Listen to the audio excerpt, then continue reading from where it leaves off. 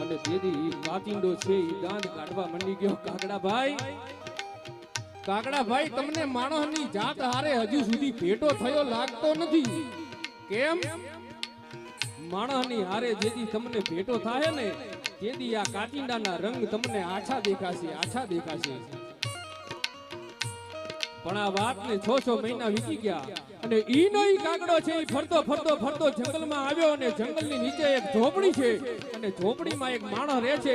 કાગડો છે ઈ ઝાડની માથે બેઠો કા કા કરે છે અને ઈ માણસ છે ઈ ઝોપડીમાંથી બહાર નીકળી અને કાગડાને ધમકાવવા મંડી ગયો કે હે કાગડા ઉડી જા અહીંયાથી, કાકા હમણાં ઘરમાં જાઓ, ઉહાડી લાવો અને આ ઝાડવાને કાપીને તને હેઠો પાડો.